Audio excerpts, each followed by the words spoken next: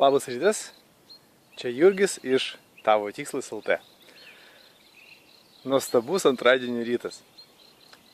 Tiesiog gaunu didžiulį pasitenkinimą, kad kiekvieną rytą aš galiu atsikelti ir atsistoti ant savo kojų ir bėgti. Bėgti, pasimankštinti ir pasimėgauti būtent šią vasaros dieną.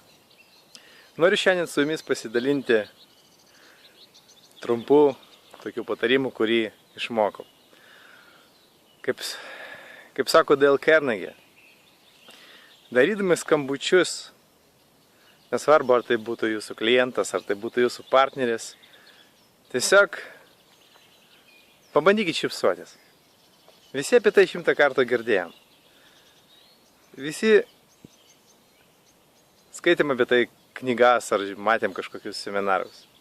Bet noriu pasidalinti tuo, kad būtent atviras pokalbis su šypsena, su gera nuotaika, būtent stovint, o nesėdint savo kėdėje, duoda labai gerą rezultatą. Ką noriu pasakyti? Istorijų yra tikrai daug, bet aš pasakysiu vakar dienos įvykusią istoriją. Buvo vienos mano buvusios kolegės gimtadienis ir pamačiau Facebook'e, kad jos būtent diena.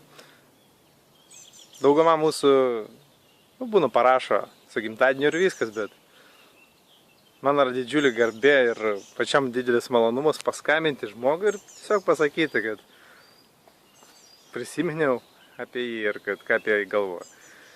Ir be jokių minčių, be jokių apie kažkokio tikslo. Aš tiesiog paskambinu, pasveikinu, pasakiau, kad labai buvo fainas su tavim dirbti ir esi geras žmogus. Ir jau po pokalbio pabaigoje jį pati paprašė manęs, Jurgi, ar galėtų man parduoti vieną ar kitą produktą.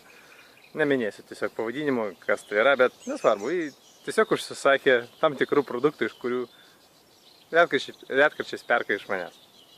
Taigi, pamoka būtų man tokia pačiam, kad neieškokit naudos beskambindami, o tiesiog būkite atviri ir pasveikinkit žmogų arba šiaip pasidomėkite jo ir matysit, kad rezultatas bus superinis.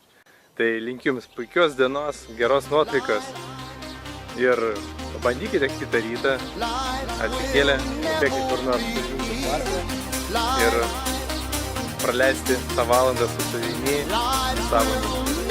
Iki gražios dienos ir iki greito.